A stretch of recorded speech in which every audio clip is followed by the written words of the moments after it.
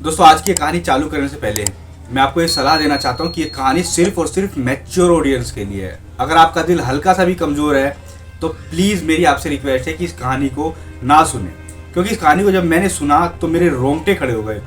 मेरे को ये सोचने को मजबूर होना पड़ा कि क्या इंसान इतना हैवान हो सकता है, इतना ज़्यादा हैवान हो सकता है। दोस्तों मैं एक इंसान की बात नहीं कर रहा हूँ, यहाँ पे कई सारे इंसान हैं, यानी लगभग सैकड़ों इंसान जो हैवान बन चुके होते हैं। इससे पहले नमस्कार दोस्तों, मेरा नाम अरविंद है और आप देख रहे हैं मेरा चैनल द रियल स्टोरी। अगर आप मेरे चैनल पर नए हैं तो प्लीज़ मेरे चैनल को लाइक कीजिए, शेयर कीजिए और सब्सक्राइब करना ना भूलें, और साथ में नोटिफिकेशन बेल को ऑन जरूर कीजिए।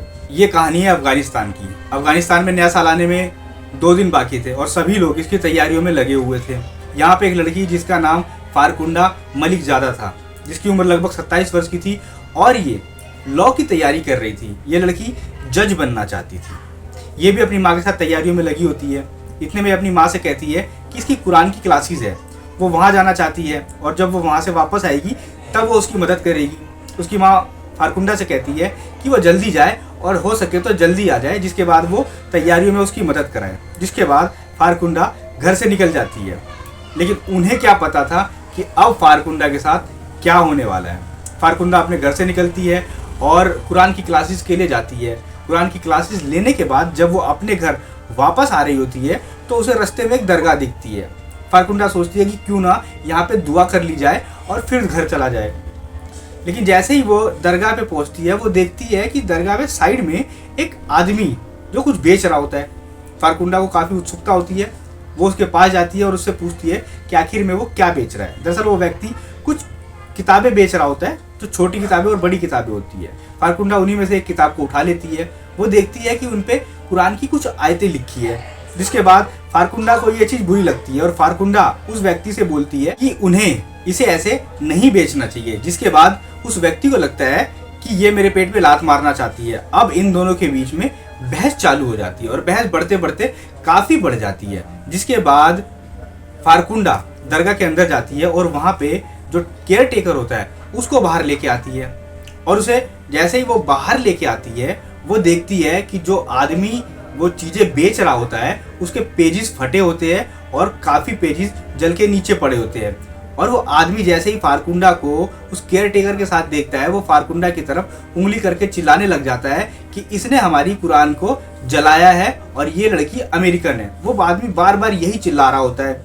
इतने में जो केयर टेकर होता है वो आगे आता है और आगे आने के बाद उन जले हुए टुकड़ों को उठाता है और एकाएक वो भी कस के चिल्लाने लग जाता है कि ये लड़की अमेरिकन है और इसी ने इन किताबों को जलाया है।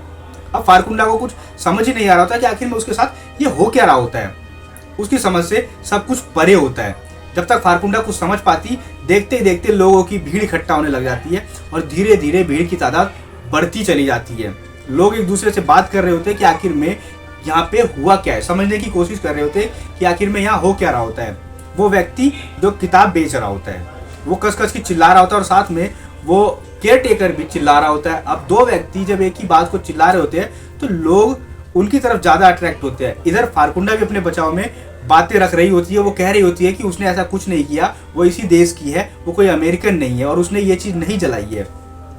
लेकिन वो दोनों एकदम चिल्ला रहे होते हैं कि फारकुंडा ने ही ऐसा किया है। अब धीरे धीरे पब्लिक की भीड़ बढ़ती चली जाती है और एकदम देखते ही देखते वहाँ पे सैकड़ों की भीड़ इकट्ठा हो जाती है। वहीं कुछ दूरी पे कुछ पुलिस वाले होते हैं, लगभग 4 पुलिस वाले। जब वो इस भीड़ को इकट्ठा होते देखते हैं तो वहाँ तुरंत ही पहुँच जाते हैं और पहुँचने के बाद वो भीड़ को चीरते हुए अंदर जाते हैं और फारकुंडा के पास पहुँचते हैं।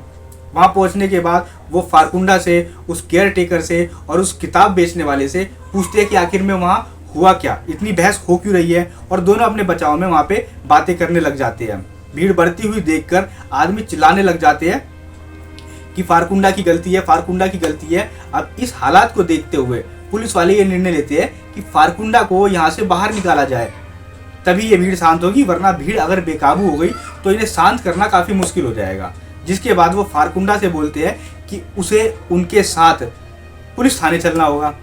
अब चूंकि फारकुंडा लॉ की पढ़ाई कर रही होती है, उसे रूल्स पता होते हैं, वो तुरंत अड़ जाती है और वो उन पुलिस वालों से कहती है कि मैं ऐसे नहीं जाऊंगी, उन्हें पहले महिला कांस्टेबल लाना पड़ेगा और तब उसके बाद वो उसके साथ थाने जाएगी, वरना वो वहाँ से नहीं हिलने वाली।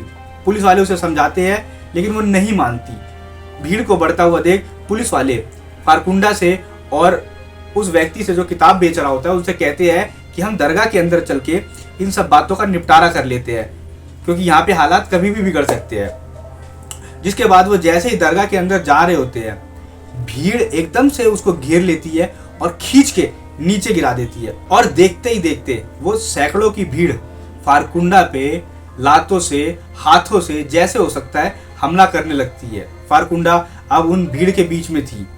वो भीड़ जो बिल्कुल बेलगाम थी, वो फारकुंडा को बड़ी बुरी तरीके से पीट रहे होते हैं। पुलिस अपनी पूरी कोशिश कर रही होती है उन्हें बचाने की, लेकिन वो उन्हें नहीं बचा पाते हैं। इतने में कुछ लोग ये कहते हैं कि इसे मार देना चाहिए, इसे मार देना चाहिए। जिसके बाद पुलिस को ये डर हो जाता है कि अब ये बिल्कुल काबू से बाहर हो सकते हैं, इसीलिए वो अपने कलीग को, अपने साथी पुलिस वालों को फ़ोन लगा देते हैं कि वो फटाफट वहाँ पे पहुँचे। पुलिस की और गाड़ियाँ मौके पे पहुँचती है और वो भी भीड़ का ऐसा नज़ारा देख के घबरा जाती है। पुलिस वाले पीछे से हवाई फायर करते हैं, जिसके बाद भीड़ थोड़ा तितर बितर होती है और जो दूसरी पुलिस अब आई होती है वो जैसे तैसे करके फारकुंडा के पास पहुंच जाती है। लेकिन भीड़ ज़्यादा देर तक नहीं रुकती और वो फारकुंडा पे फिर से हमला करने लग जाती है। अब जो पुलिस वाले आए थे और जो पहले पुलिस वाले थे वो फारकुंडा के पास होते हैं और उसे बचाने की कोशिश कर रहे होते हैं, लेकिन वो समझ जाते हैं कि अब वो फारकुंडा को इनसे नहीं बचा सकते। जिसके बाद वो फारकुंडा से कहते हैं कि उन्हें किसी भी हालत में यहाँ से निकलना होगा। जिसके बाद वो सारे मिलके फिर से कोशिश करते हैं कि भीड़ को हटा के फारकुंडा को बाहर ले जाया जाए, किसी तरह वहाँ से निकाला जाए, लेकिन भीड़ हटने का नाम ही नहीं ले रही थी। जिसके बाद वो पुलिस वाले डिसाइड करते हैं कि दरगाह के बगल में एक मंजिला इमारत होती है जिसपे टीन की चद्दर लगी होती है। वो ये सोचते हैं कि फारकुंडा को अगर वो उस टीन के ऊपर चढ़ा दे तो हो सकता है कि इन लोगों से थोड़ी देर के लिए वो दूर हो जाए और जिसके बाद भीड़ शांत हो सकती है। यही बात वो फारकुंडा को झुक के बताते हैं कि वो उसे ऊपर उठाना चाहते हैं। हालांकि फारकुंडा की उस टाइम कंडीशन इतनी नहीं होती है, उसके शरीर में इतनी ताकत नहीं होती है कि वो उस पर चढ़ सके। जिसके बाद दो पुलिस वाले पहले उस टीन पे चढ़ जाते हैं और बाकी जो पुलिस वाले होते हैं वो फारकुंडा को उठा के ऊपर की तरफ ले जा रहे होते हैं। फारकुंडा लगभग बेहोशी की हालत में होती है। जैसे ये पुलिस वाले ऊपर उठाते हैं, इधर भीड़ देखती है कि फारकुंडा को वो उनसे दूर ले जा रहे हैं, तो पीछे से कुछ लोग पत्थर उठा लेते हैं और पत्थरों का सहारा लेके वो उन पुलिस वालों पे और फारकुंडा पे ताबड़तोड़ पत्थरबाजी करने लगते हैं। वो पत्थर जाके पुलिस को लगते हैं जो छतों पे होती है और फारकुंडा जिसको उठा रखा होता है उनको भी वो पत्थर लगने लग जाते हैं। जिसके बाद पुलिस वालों को चोट लग जाती है और फारकुंडा हाथ से छूट जाती है और फारकुंडा नीचे गिर जाती है। एक बार फिर से फारकुंडा उन लोगों के बीच में होती है, जहाँ पहले लग रहा होता है कि फारकुंडा को उठा के वो थोड़ी देर के लिए बचा सकते हैं, लेकिन ऐसा कुछ नहीं होता। फारकुंडा फिर से उन हैवानों के बीच में होती है और वो फिर से फारकुंडा को बड़ी बुरी तरीके से पीटने लग जाते हैं। लोग उसके मुंह पे लगातार लात मार रहे होते हैं। फारकुंडा ने उस वक्त बुर्खा पहना होता है, पूरी तरीके से ढकी होती है। वो उसके पेट पे, पैरों पे, हाथ पे, ज़्यादातर वो उसके मुंह को टारगेट करते हैं और लगातार उसको लात घूसे जो उनके हाथ में आता है उसे मारे जाते हैं। फारकुंडा की हालत काफ़ी ख़राब हो चुकी होती है, काफ़ी नाजुक हो चुकी होती है और फारकुंडा बेहोश हो चुकी होती है। ये भीड़ उसे मारते मारते दरगाह से थोड़ी दूर ले आती है और रोड पे लिटा के फिर से पीटने लग जाती है। जिसके बाद थोड़ी देर बाद पुलिस वाले अब समझ जाते हैं कि भीड़ उनसे बेकाबू हो चुकी है और अब वो उसे संभाल नहीं सकते हैं। अब ये भीड़, इनका मन अभी भी शांत नहीं होता। वो फारकुंडा को बालों से पकड़ते हैं और उसे घसीटते हुए 200 मीटर दूर ले जाते हैं, जहाँ एक नदी या एक तालाब होता है, उसी के किनारे उसे रख देते हैं। रखने के बाद वो उस फारकुंडा पे ताबड़तोड़ हमले करते हैं। फारकुंडा लगभग बेहोश थी, उसके शरीर में बिल्कुल भी जान नहीं थी। उसके शरीर की हड्डियां टूट चुकी थी, पूरा शरीर भीगा हुआ था, उसका जो बुर्खा था पूरा खून से भीगा हुआ था। अब ये कहानी यहीं ख़त्म नहीं होती है। लगभग फारकुंडा वहाँ मर चुकी थी या शायद उसमें थोड़ी बहुत सांसें हो, कौन जानता है। उस वक्त किसी को पता नहीं था, क्योंकि वहाँ जितने लोग थे सिर्फ और सिर्फ उसको मारना चाहते थे, कोई बचाना नहीं चाहता था। कुछ लोग वहाँ पे उसकी वीडियो बनाने लग जाते हैं फारकुंडा के पिटने की, ताकि वो अपने सोशल मीडिया प्लेटफॉर्म पे उसको डाल सके। उनके अंदर उसे बचाने की थोड़ी सी भी इच्छा नहीं होती, बस उनके अंदर ये होता है कि वो किस तरह उस वीडियो को अपलोड कर सके और अपनी रीच बढ़ा सके। इधर फारकुंडा पूरी तरीके से बिल्कुल बदहास हालत में पड़ी होती है। अब ये जो लोग होते हैं ये डिसाइड करते हैं कि जिस तरीके से इस लड़की ने वो पेज जलाए हैं, हम भी इसी तरीके से इस लड़की को जला देंगे। जिसके बाद वो एकाएक अपनी जेबों से माचिस से निकालने लग जाते हैं, लाइटर निकालने लग जाते हैं, उसे जलाने के लिए सामान ढूंढने लग जाते हैं। और उसके बाद वो फारकुंडा के पास जाते हैं, उसके बुरखे को जलाते हैं, कोई उसके पैरों को जलाता है, कोई उसके बारों को जलाता है। लेकिन फारकुंडा खून से इतनी लथपथ थी कि उसके कपड़ों में आग ही नहीं लग रही होती है। जिसके बाद वो डिसाइड करते हैं कि इसके कपड़ों को उतार दिया जाए, और उसके बाद वो उसके पूरे कपड़े को उतार देते हैं, उसके शरीर से एक भी कपड़ा नहीं छोड़ते हैं। और अब वो फिर से उसके शरीर को आग लगाने लग जाते हैं। लेकिन उसका शरीर पूरी तरह खून से लथपथ था, हड्डियां बुरी तरह टूटी हुई थी, पैर हाथ मुड़े हुए थे, उसकी सांसें चल रही थी नहीं चल रही थी, कोई इस पर ध्यान नहीं दे रहा था। उन्हें बस एक पड़ी थी कि वो इसे जला देना चाहते थे। जिसके बाद वो उसे जलाने लग जाते हैं, लेकिन फिर से उसका शरीर आग नहीं पकड़ता है। अब उसे बचाने की बजाय वो इस चीज पे फोकस करते हैं कि उसे जलाए कैसा जाए। जिसके बाद उन्हीं में से कुछ लोग अपने कपड़े निकालते हैं, उसे ढकते नहीं है कि उसे बचाया जाए, बल्कि वो कपड़े इसलिए निकालते हैं कि उसके नीचे और ऊपर रख के उसे आग लगा दी जाए। जिसके बाद वो आदमी जो हैवान बन चुके थे, वो भी एक दो नहीं पूरी भीड़ थी, वो अपने कपड़े निकालते हैं फारकुंडा के नीचे ऊपर और उसे पूरी तरीके से ढक देते हैं। और ढकने के बाद उन कपड़ों में आग लगा देते हैं, वो पूरे फारकुंडा के शरीर को जला देते हैं। इसी बीच जब वो फारकुंडा को शुरू में पीट रहे होते हैं और दरगाह से यहाँ पर लाए होते हैं, इसी बीच कुछ लोगों ने उसके चेहरे पे गाड़ी तक चढ़ा दी होती है। अब इधर फारकुंडा का शरीर जो है वो पूरी तरह जल चुका होता है। जलने के बाद भीड़ जो है वो अपने अपने रास्ते निकल जाती है। पुलिस वाले पुलिस को बुलाते हैं, लड़की की शिनाख्त की जाती है कि आखिर में वो लड़की है कौन, और लड़की घर वालों का पता लगाकर उसे फ़ोन किया जाता है। फ़ोन करते हैं, फारकुंडा की माँ उठाती है और उसे बताया जाता है कि उनकी लड़की जो है इस हालत में पड़ी हुई है, उसकी मौत हो चुकी है। ये सुनने के बाद फारकुंडा की माँ के पैरों तले ज़मीन खिसक जाती है। वो भगी भगी अपने पति के पास जाती है और अपने परिवार वालों को लेके पुलिस स्टेशन जाती है और अपनी बेटी की उस हालत को देखती है और उसका दिल इस कंडीशन को देख के टूट जाता है। जब वो माँ अपनी बच्ची को इस कंडीशन में देखती है तो सिर्फ यही सोचती है कि हम जिनके बीच में रहते हैं वो इंसान इतना दरिंदा है, क्या वो कोई इंसान को इतनी बुरी तरीके से मार सकता है। दोस्तों इधर फारकुंडा की वीडियो सोशल मीडिया पे वायरल हो जाती है और देखते ही देखते पूरे अफगानिस्तान में फैल जाती है और ये एक चर्चा का विषय बन जाती है। सबको यही लग रहा होता है कि फारकुंडा ने उस पेजों को जलाया होता है। जिसके बाद कई सारे पॉलिटिशियन होते हैं जो इसका विरोध करने लग जाते हैं। वो कहते हैं कि फारकुंडा ने गलत किया, उसके साथ सही किया है पब्लिक ने बिल्कुल ही। कई सारे मौलवी इमाम होते हैं जो इस चीज़ का सपोर्ट करने लग जाते हैं। अब इधर ये केस काफ़ी हाई बन चुका था क्योंकि ये मामला काफ़ी उछल चुका था और अब ये सिर्फ अफगानिस्तान का विषय नहीं था, ये बात पूरे वर्ल्ड में फैल चुकी थी कि किसी लड़की के साथ इतनी निर्दयता की गई होती है। जिसके बाद पुलिस जो है वो छानबीन में लग जाती है। पुलिस वहाँ पे जाकर जितने भी जो सोशल मीडिया पे वीडियो होती है उनको चेक करती है कि आखिर में ये मामला है क्या। जाके पूछताछ करती है उस दरगाह के इमाम से, वो जो केयर टेकर था उससे भी पूछताछ करती है और उससे पूछती है कि क्या उसने अपनी आंखों से देखा कि फारकुंडा ने वो पेपर जलाए। वो इमाम साफ इनकार कर देता है। वो कहता है कि उसने अपनी आंखों के आगे उस लड़की को वो पेपर जलाते हुए नहीं देखा। जब उस आदमी ने देखा ही नहीं, उसके बावजूद भी वो उस बेचने वाले के साथ कस कस के चिल्लाने लग जाता है कि इस लड़की ने ये पेपर जलाया है। और सबसे बड़ा कारण ही यही होता है जिसके बाद उस लड़की को इतनी बेरहमी से मार दिया गया होता है। दोस्तों हालांकि किसी व्यक्ति ने ये नहीं देखा होता है कि फारकुंडा ने आखिर में वो पेपर जलाए भी है या नहीं, लेकिन सिर्फ उन दो व्यक्तियों की वजह से सबको लगता है कि फारकुंडा ने ही उन पेजों को जलाया है और फारकुंडा को इतनी बुरी मौत मार देते हैं।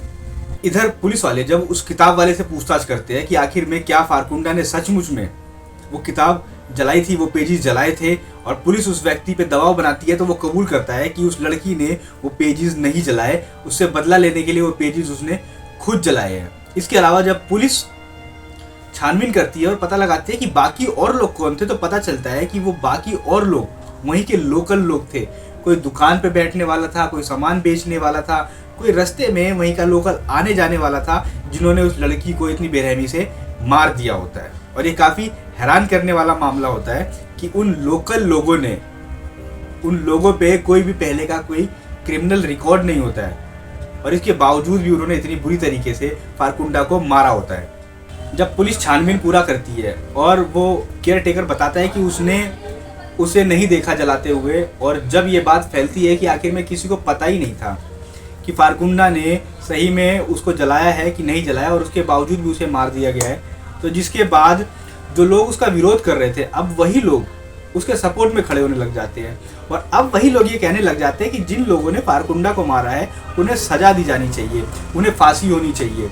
अब ये माहौल पूरा बदल चुका होता है। इधर फारकुंडा की इतनी बुरी कंडीशन होती है, इतनी बुरी हालात हो जाती है, जिसके बाद वहाँ की जो महिलाएं होती है वो फारकुंडा के सपोर्ट में खड़ी होती है।